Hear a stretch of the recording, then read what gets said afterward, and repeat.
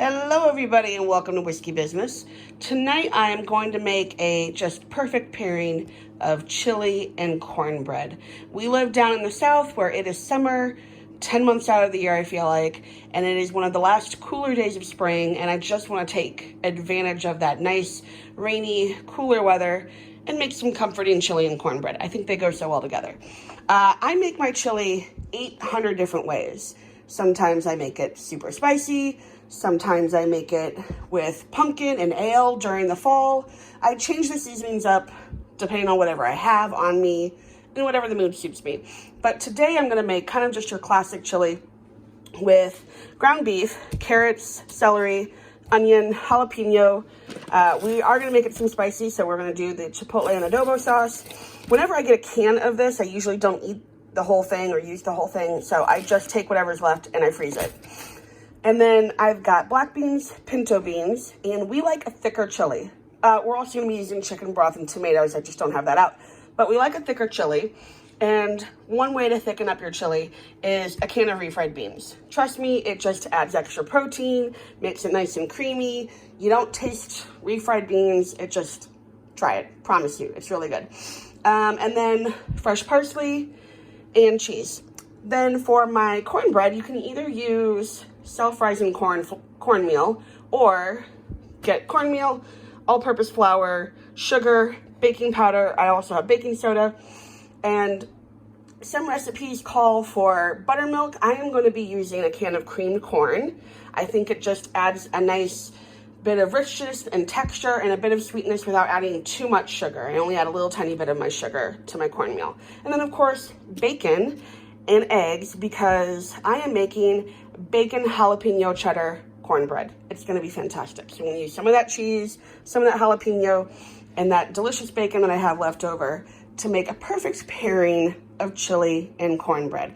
And what goes better with chili and cornbread but whiskey? So tonight I am drinking the Kentucky Vintage. This comes from the Willett Distillery. It is a small batch sour mash. It is delicious. It's kind of like a caramely butterscotch note to it that I thought also kind of went well with the chili and cornbread. So cheers. And first things first, I'm going to cook up my bacon because I want to get that bacon fat on the bottom layer of my cast iron skillet. So that way, when I pour the cornbread batter in, after I remove the bacon, it won't stick to the sides of my cast iron skillet. You can either use butter or oil and do the same thing, but we're just going to use the bacon fat. It's also going to make it nice and tasty. So let's get to cooking. I had 6 strips of bacon that I chopped up that I cooked in my cast iron. I also used the bacon to kind of coat around the side of the skillet so that I could evenly get that bacon grease, that fat along the side of the skillet. Cornbread is perfect made in a cast iron skillet, but sometimes it can stick. So you either want to take your butter or your vegetable oil, or in this case the bacon fat, and make sure you get it around the sides of that cast iron so that way when you pour it in, it's not going to stick along the sides. So I'm going to take out this bacon, leave the grease, and I am going to finish doing all my dry ingredients for my cornbread, and then we will combine everything and pour it in and pop it in the oven at 400 degrees.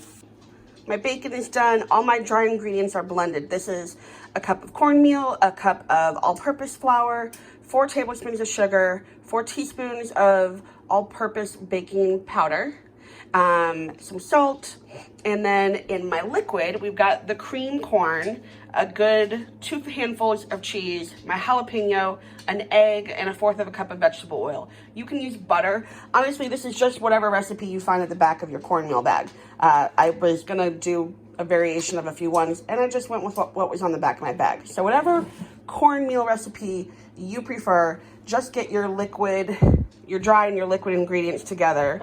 But I prefer to add the cream corn instead of the buttermilk. I do it both ways sometimes.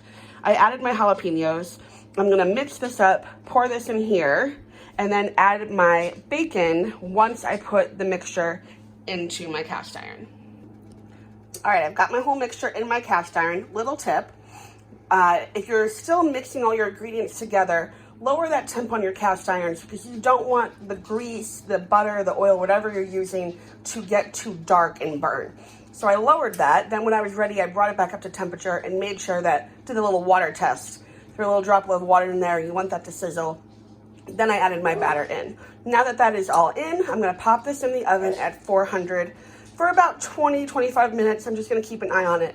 You can do the little toothpick test to make sure that that batter is completely cooked through. Now on to our chili. So in my large Dutch oven, I am going to saute 1 medium to large size onion and a good handful amount of garlic all chopped up.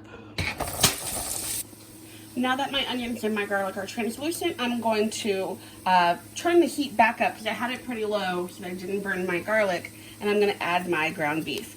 Now you can use turkey, chicken, or keep it completely meatless if you'd like. You can use, that's another thing I like about chili, is you can use whatever you want. If I do turkey or chicken, I tend to use lighter colored beans.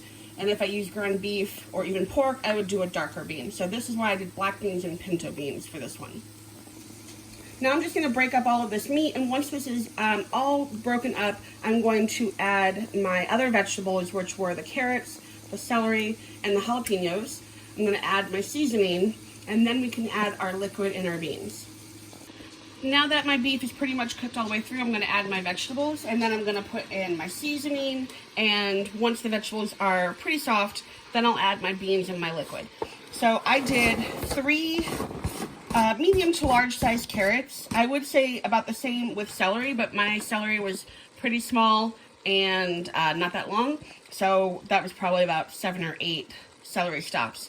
And don't be afraid to use the tops of your celery as long as they're clean. They add a lot of flavor, and they're, they're really good. So don't throw them away. Make sure you use them. And then I have a whole jalapeno in there. Most of the seeds and the ribs are gone. Just a few for extra spice. Got my spices in.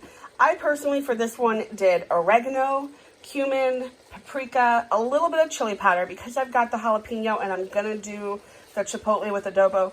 I don't need to add too much of the chili powder yet. I'll see if I need more later on, but I doubt it.